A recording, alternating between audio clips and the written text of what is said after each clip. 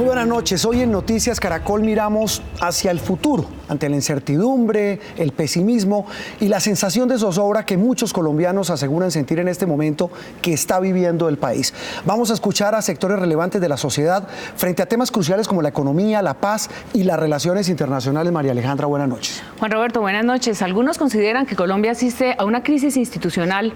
Otros, al contrario, aseguran que las instituciones están funcionando. El presidente registra una baja en su popularidad y la polarización se cuela en todos los aspectos de la vida nacional. Por esto queremos quitarnos la camiseta de la polarización y en este especial no vamos a enfrentar las posiciones ni de izquierda ni de derecha. Vamos a ver el horizonte del país por encima de esta polarización. Bienvenidos. ¿Hacia dónde cree que va el país? No soy ni optimista ni pesimista, soy realista. De la manera como están manejando el país, vamos detrás de Venezuela. Con el proceso de paz, la gente no está creyendo en lo que está pasando, el caso de Santré. No sé a dónde nos llevan. Realmente tenemos gente muy corrupta en este momento en el país. Pienso que todas las promesas que se hicieron no se han cumplido. Sueño con que vaya hacia un cambio, porque como lo estamos un poquito descontrolados. El gobierno no está cumpliendo con las cosas que ha prometido, entonces por eso el gobierno estamos así en este país. Jodidos, como dice el cuento. Uno de los factores que más nos está afectando es el desempleo. La situación muy dura y para uno de viejo no le han trabajado ninguna empresa. La economía ha venido subiendo. Hay un optimismo. Me gustaría pensar que estamos en un buen camino, aunque me parece que hay que tomar mejores decisiones. Se nos ha incrementado la violencia, el desempleo. La salud está en caos. Yo soy pesimista, como vamos, no tenemos una cabeza fuerte frente al poder. Hay mucha división entre los partidos y eso ha creado cierta zozobra entre la gente. Pesimista porque estamos viendo mucha violencia, sobre todo con los niños, los feminicidios. La perspectiva de la política que se está llevando está un poco desviada porque no tiene como prioridad la paz. La economía está un poco estancada, pero esperemos que esto mejore porque la verdad que necesitamos que el país salga adelante. En lugar de avanzar, vamos para atrás. De mal en peor. Le falta todavía más trabajo y oportunidades para la gente, especialmente para gente afro. Da cosa decirlo, pero va como decayendo, sinceramente. Pesimista, porque la gente se anda quejando mucho por la economía. Ha mejorado pues por todas las cosas que ha pasado, como el proceso de paz, ha avanzado mucho económicamente. Yo tengo mucha fe en nuestro presidente Duque y creo que vamos bien si lo apoyamos. El futuro es incierto, tirando más para algo no tan bueno. Para la quiebra. ¿Por qué? Porque no hay empleo. Pero bien llevados que estamos. Eso es lo que piensa la gente, María Alejandra, y eso es lo que vamos a tratar de desentrañar en este especial. Pero la prensa es un actor fundamental para evaluar este momento del país. Tenemos a dos invitados de lujo, dos de los más serios y reconocidos periodistas de nuestro país.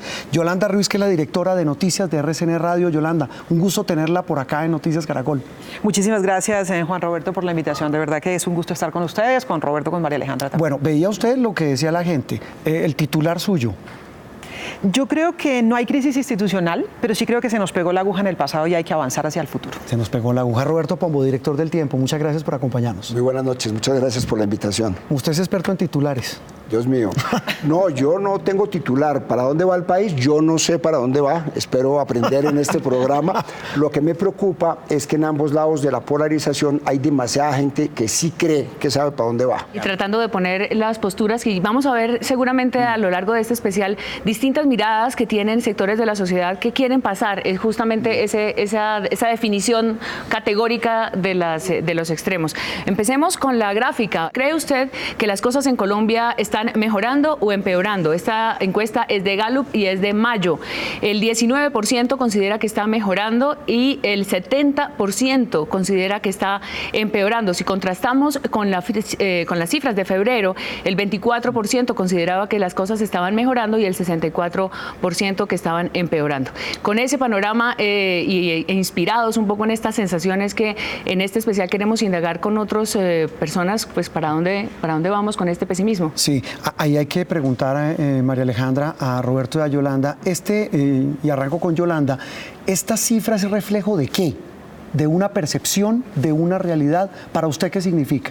Yo creo que hay una dosis más de percepción que de realidad, Juan Roberto, pero ese es el escenario del debate público. Es decir, el debate público se da sobre percepciones, percepciones que se manejan desde los liderazgos políticos, percepciones que se manejan desde lo que movemos en los medios de comunicación y sobre todo ese universo gigante que son las redes sociales. Y la percepción nos habla de un país absolutamente polarizado, puesto en extremos, a pesar de que la realidad muestra otras cosas. Cuando escuchábamos y veíamos a la gente tiene matices en sus opiniones. Unos dicen vamos para adelante, confiamos, echemos, otros están pesimistas, la señora que dijo no sabemos, que es un poco también a veces como sentimos todos. Yo creo que este pesimismo en parte, porque viendo las gráficas no ha tenido un buen momento de optimismo el gobierno del presidente Duque.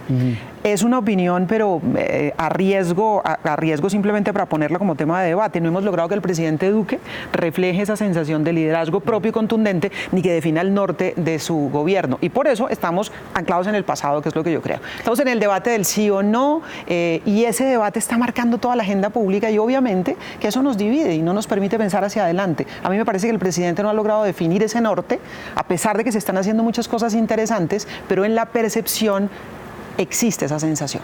Justamente veremos la imagen del presidente. ¿Esa incertidumbre está basada en qué? ¿A usted le parece que de dónde, digamos, crecieron tantas dudas, aparecieron tantas dudas? Yo creo que hay un hecho cierto y es el de la polarización, como dice Yolanda, porque cuando dirigentes muy importantes en dos orillas opuestas descalifican al contrario, a la gente le genera incertidumbre, puesto que dos grupos con credibilidad se están descalificando mutuamente. Eso es un hecho. Otra parte es también lo que tiene que hacer el gobierno para cambiarlo, para transmitir una sensación de que sabe dónde está el norte a través de unos mensajes contundentes. Pero no hay que olvidar que esto está pasando en todo el mundo. Es decir, en prácticamente todo el mundo los gobiernos están gobernando con encuestas muy malas, la gente muy desilusionada, muy desesperanzada y muy descalificadora de lo que es el gobierno de turno. De manera que eso tampoco hay que perderlo de vista, que tiene mucho que ver con las redes sociales. Ahí como cuando se va la luz en la casa de uno, hay alguien que grita tranquilos que fue en toda la cuadra. De alguna manera hay cierto consuelo. Eso tranquiliza, es y aplica para todo. Vamos a tratar de desgranar, decía María Alejandra, todos los temas, porque pasa en todos los temas este asunto, y vamos a hablar con dirigentes de los diferentes temas, y uno de ellos, de esos dirigentes para hablar de economía, es David Bojanini, que es uno de los empresarios más importantes de nuestro país. Él habla sobre un tema puntual, María Alejandra y televidentes, que es la incertidumbre, pero aplicada o reflejada en el comportamiento de la economía. Yo creo que es muy importante nuevamente invitar al diálogo para encontrar esos puntos comunes que nos permitan fijar objetivos para construir país. Hay que trabajar conjuntamente, lograr esos acuerdos que se han tratado de proponer muchas veces y invitar más a todos los sectores a encontrar esos acuerdos y apuntar en una misma dirección.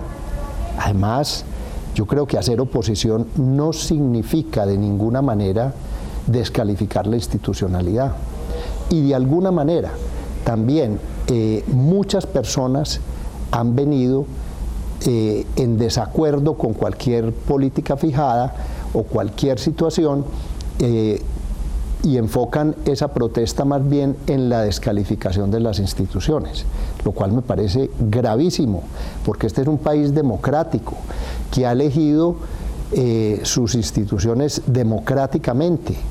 Entonces, lo que tenemos es que hacer un llamado al fortalecimiento institucional para que podamos construir un país mejor. Desde la mirada de los empresarios es fundamental lo que menciona Bojanini, es la confianza en las instituciones y para además generar mayor confianza en la inversión, etcétera. Esa confianza institucional, ¿qué tanto puede el sector privado colaborar o empujar? ¿O es simplemente está esperando siempre el sector privado que le den como esas variables de fortalecimiento institucional? Porque siempre se pregunta uno, bueno, el sector privado se queja, siempre está como esperando, pero ¿de qué manera puede, pues, digamos, ser proactivo en este momento? Yo creo que construir confianza depende de todos. Y cuando digo de todos es real, porque es que todos sentamos, hablamos, discutimos y demás, pero en el momento de tomar las decisiones, cada quien en su área, ¿qué decisiones está tomando? Me parece que el doctor Bojanini pone dos puntos importantes y es la necesidad de defender la institucionalidad. Obviamente eso no significa no criticar, eso no significa no debatir, eso no significa que no haya oposición o que no haya disparidades ideológicas, pero es defender unos mínimos de institucionalidad, es decir, no atacar las instituciones cuando yo lo que tengo es un problema con una decisión que se tomó. Pero me parece que él plantea algo muy importante, necesitamos puntos en común en este país. Lo único que nos unifica es la Selección Colombia. Yo no veo nada más que tengamos, dijéramos, de puntos en común en este país, ni siquiera la defensa de los niños. Entonces, decía alguien que gracias a Dios arranca la Copa América, porque es de las pocas cosas que nos Pero por unen. supuesto, y eso puede cambiar, y eso puede cambiar incluso el clima si a Colombia le va bien, porque es lo único que nos unifica. Pero el estado de ánimo que nos produce el fútbol, perdón que yo sea de aguafiestas, pero tampoco llega al fondo del asunto. Es decir, tampoco podemos distraernos un ratito mientras el campeonato. Una pregunta, dice Bojanini, diálogo. Escucharnos, reconocernos, eso es lo que usted decía antes, Roberto.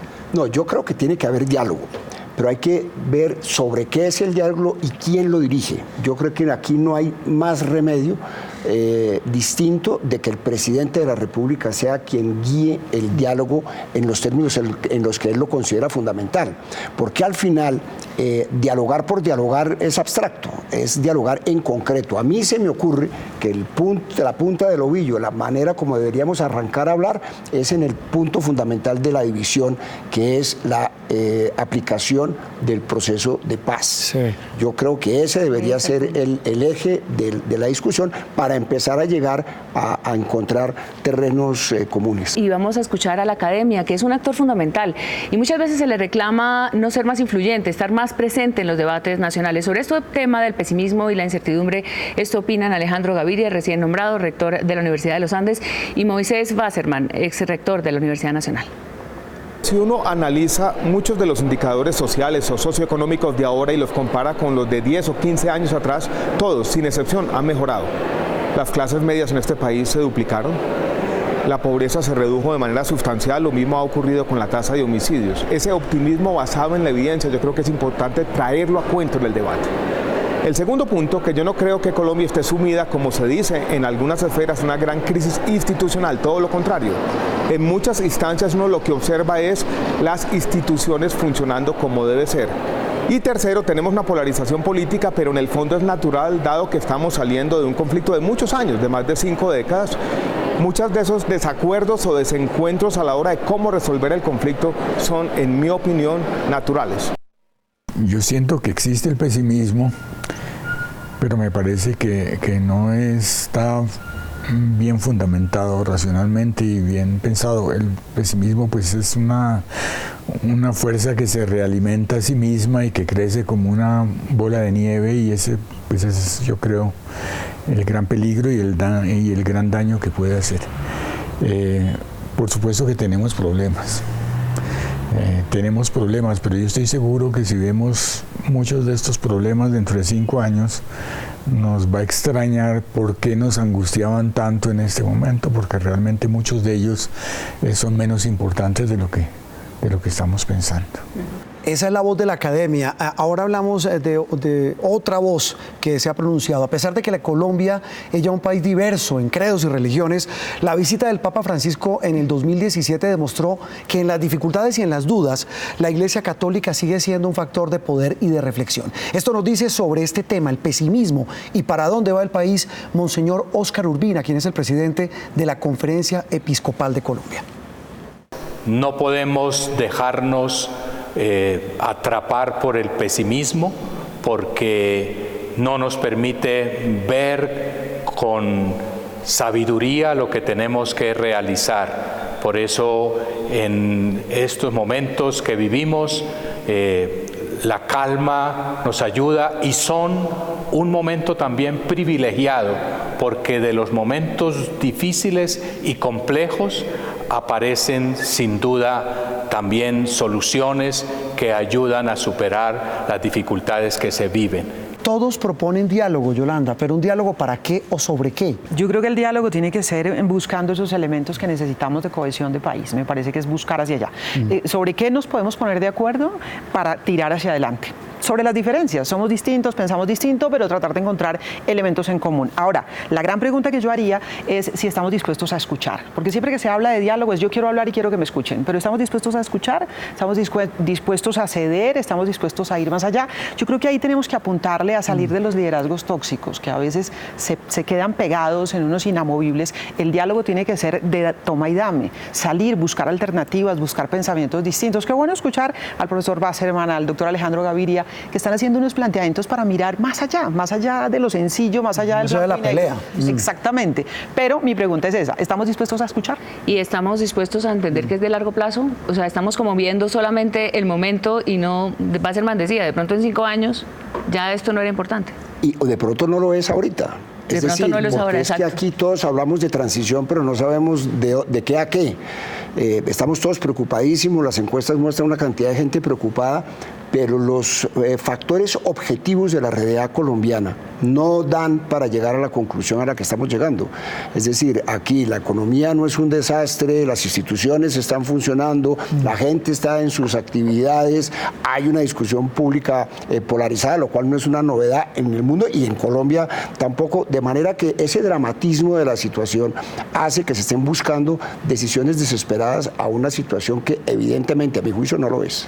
Bueno, usted habla de las encuestas, Roberto, pues veamos precisamente, María Alejandra y televidentes, el tema de la percepción que tienen los colombianos en esa encuesta Gallup, repetimos, de mayo, sobre la aprobación o desaprobación del gobierno del presidente Duque. ¿Usted aprueba o desaprueba la forma como Iván Duque se está desempeñando en su labor como presidente de Colombia? En febrero veíamos que aprueba el 42%, desaprueba el 48%, y en mayo vemos un descenso, 32% aprueba y el 60% desaprueba. Roberto, ¿tiene que ver esa caída de la imagen del presidente con ese un poco momento catastrófico que usted dice no existe? Es posible, es posible. Lo que pasa es que también tenemos que nosotros estamos muy mal educados en Colombia, porque nosotros venimos de 2 gobiernos con vocación de reelección. Y la vocación de reelección obliga a que los presidentes tengan que ser populares para poder pasar al siguiente periodo. En campaña. Hemos vuelto a gobiernos de 4 años, y en los gobiernos de 4 años, históricamente en Colombia, han tenido unos prestigios muy flojos. Uribe es la excepción. Uribe es el presidente de Colombia que ha tenido de lejos el mayor prestigio. Y eso muy difícilmente se logrará otra vez. Pero si vamos hacia atrás, encontramos que hay una cantidad de gobiernos que nadie consideró que estuvieran viviendo momentos catastróficos con unos índices de popularidad muy bajos. Y en el mundo hoy los gobiernos están gobernando con unos índices de popularidad muy bajos. Yo creo que uno no debe encontrar la gobernabilidad o la falta de gobernabilidad en los niveles de las encuestas, aunque es obvio que son un elemento de análisis político y evidentemente una preocupación para los gobernantes. Muy bien, sobre ese tema nos habla ahora María Margarita Zuleta, que es la directora de la Escuela de Gobierno de la Universidad de los Andes. Ella precisamente toca este tema, el de la popularidad o impopularidad del presidente, como quienes muchos ven el que debería liderar ese cambio y ese diálogo en Colombia. En un régimen presidencialista como el nuestro, la popularidad del presidente nos afecta a todos. Naturalmente, la baja popularidad del presidente influye en la confianza que tenemos en las instituciones, en la confianza en que tenemos entre nosotros, en términos generales. Y yo creo que por eso siempre es relevante y por eso siempre es preocupante. ¿Qué se espera entonces que pase desde la Casa de Nariño o desde la voz misma de Iván Duque? Yo creo que el presidente tiene un par de problemas. Uno, y lo decía antes, no ha logrado definir qué es su mandato, hacia dónde va. Todos los mandatos tienen multiplicidad de factores, pero trata uno de identificar. Uribe era seguridad democrática, Santos era paz, Duque nos hacemos el interrogante. Tiene ese problema. El segundo problema, su partido, obviamente. El presidente cuando lo eligen no es el presidente de un partido, sino de un país, y tiene que trazar políticas públicas hacia un país. Pero a veces da la sensación de que tiene más iniciativa el Partido Centro Democrático que el propio presidente, que va un poquito reaccionando hacia lo que se va poniendo sobre la mesa. Y creo que también hay que distinguir entre popularidad y gobernabilidad, y el presidente ha tenido dificultades de gobernabilidad, de pronto por esa batalla que quiere dar contra la mermelada, se va un poquito al extremo de decir no tener la representatividad que debe tener en el gabinete de los partidos que lo apoyaron, de los partidos que le están dando un respaldo, de modo que allí también hay un debate. Creo que tiene varios retos el presidente Duque en esa materia, en materia política estrictamente. Y usted hablaba, Roberto, hace un instante del tema del comparativo con los otros presidentes. A este presidente, cuando está a punto de cumplir un año, ¿es impopular o no ha podido gobernar? atendiendo la reflexión de Yolanda. No, yo creo que sí ha podido gobernar. Yo creo que lo que no sabemos es para dónde va. Es decir, cuáles son los elementos importantes. Aquí hay un hecho que tiene que ver con el régimen presidencial, y es que todos los demás poderes son abstractos. Todo recae en el presidente. Si al Congreso le va mal, el que le va mal es al presidente. Si a la justicia le va mal es al presidente. Entonces, digamos, evidentemente faltan unas señales de liderazgo para que la gente pueda entender cuáles son las obsesiones gubernamentales que hay en la cabeza del presidente. Dicho esto, con el tema de la mermelada, aquí hay una cosa histórica, es decir, este señor ha sacado unos proyectos importantísimos, se le han hundido muchos otros, pero ha sacado unos proyectos importantísimos en el Congreso sin repartir nada. Pero se le han quedado muchos importantes, la reforma política, la reforma a la justicia, sin duda, el tema anticorrupción. Sin duda, pero es que uno tiene que ponerse de alguno de los dos lados. Uno tiene que decir, sobornando el Congreso no se vale, pues no se vale. Si se hunden las cosas porque no se soborna, pues está muy bien. Dicho esto, sí hay unos elementos, como decía Yolanda, de gobernabilidad práctica que me parece que se deberían hacer, como por ejemplo que sectores de los partidos que apoyan al gobierno tengan participación en el gobierno sin que eso sea corrupción. Y otra cosa muy importante es reconocer en los representantes de las regiones a unos válidos intérpretes de la realidad de la provincia. Se ha satanizado a la provincia. Le falta un poquito de entronque con el gobierno.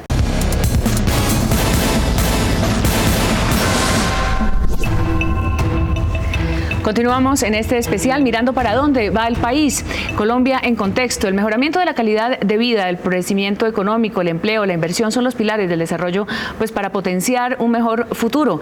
Y las encuestas son la foto de la percepción de la gente, Juan. Sí, en la encuesta de Gallup que mencionábamos hace algunos instantes, hablábamos de ese tema puntual.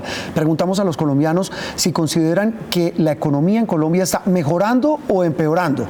En la medición de mayo, como ustedes ven, el margen de quienes dicen que está empeorando el 74%, 16 apenas dice que está mejorando. En febrero la diferencia no es mucha, 71% decía que empeoraba su situación económica o la economía del país y 21% que mejoraba. Roberto, hablábamos hace un rato del tema, hacíamos un abrebocas. El gerente del Banco de la República dijo esta semana, encendió las alarmas en la cumbre de banqueros en Cartagena y dijo, la economía también está siendo víctima de la incertidumbre, de la polarización y del pesimismo. ¿Es así? Esa es una interpretación. Es una interpretación que además internamente dentro de la propia Junta Directiva del Banco de la República hay discusiones. Como que no están todos de acuerdo, sí. Lo que es un hecho y que es lo que provoca esa declaración del gerente del banco es que todas las variables económicas con las que ellos están acostumbrados a manejar darían para que hubiera un crecimiento mayor de la economía del que hay y no entienden por qué no. Es decir, con esas variables la economía ha debido crecer en los niveles que ellos pronosticaron, que era más o menos un punto por encima de lo que efectivamente creció en los últimos tiempos. Entonces, aventura el gerente con una parte de responsabilidad política y otra parte de que no entiende lo que está pasando, atribuirle a una actitud que es la polarización, que no es medible económicamente, por lo menos con los instrumentos que maneja el banco. Entonces, digamos que es un atrevimiento interesante que genera el debate y pone a una institución seria como el banco a transmitirle a las fuerzas políticas que le bajen el tono para ver si de pronto la economía se desarrolla más con un ambiente político mucho más sereno.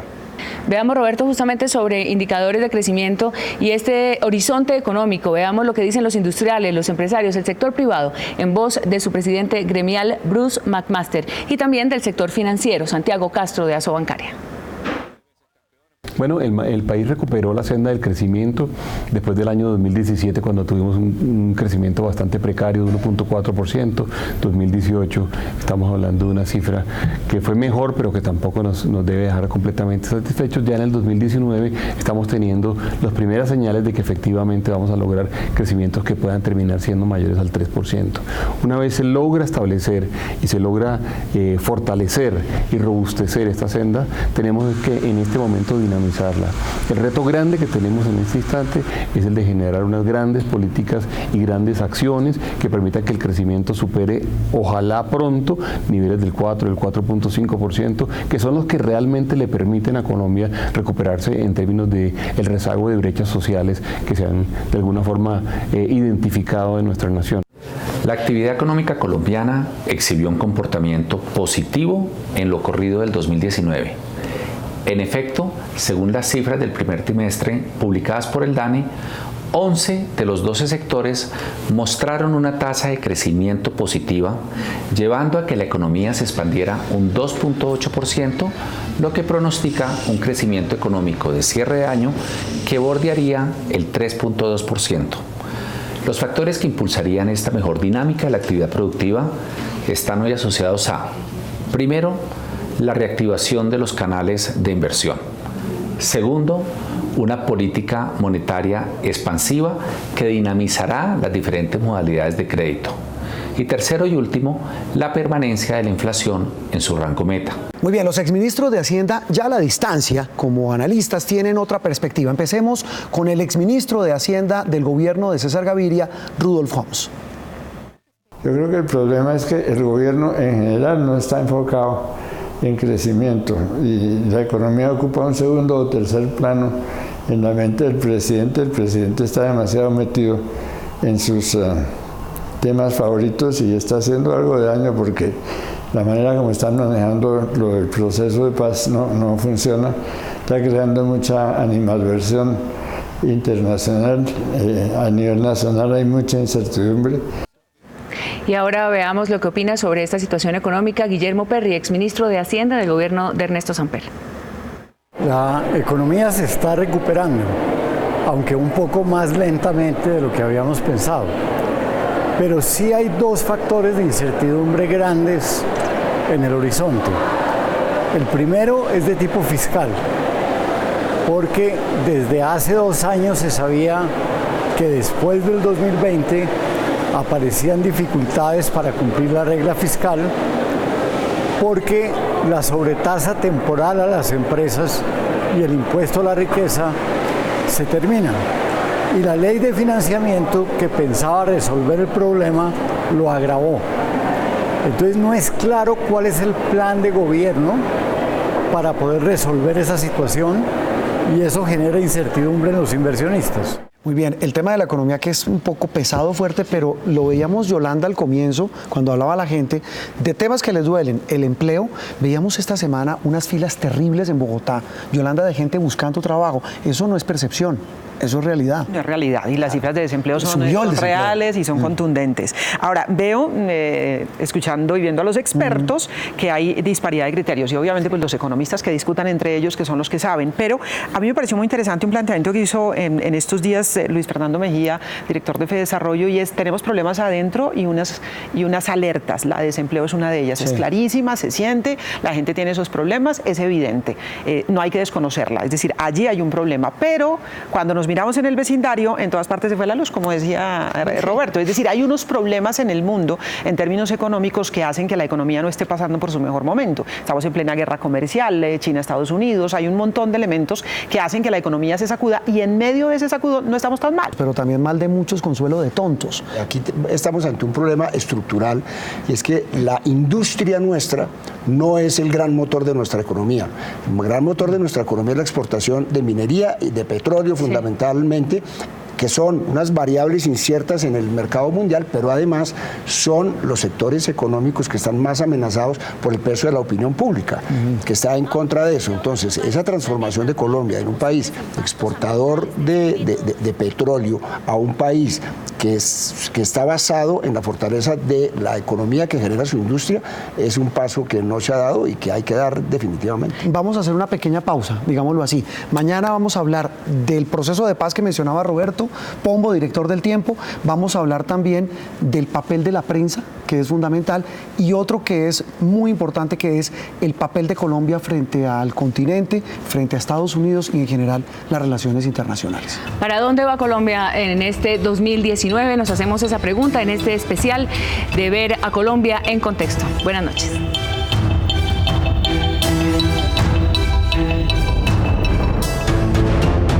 De Desde distintos puntos de vista, grandes voces opinan sobre el presente y el futuro de Colombia. No es claro cuál es el plan de gobierno. Siempre hemos visto la paz desde la guerra. Hay que fortalecer la presencia del Estado. Juan Roberto Vargas, María Alejandra Villamizar, los directores de El Tiempo y RCN Radio en el gran especial Colombia en Contexto. ¿Para dónde va el país? Mañana 7 de la noche. Noticias Caracol, primero en noticias.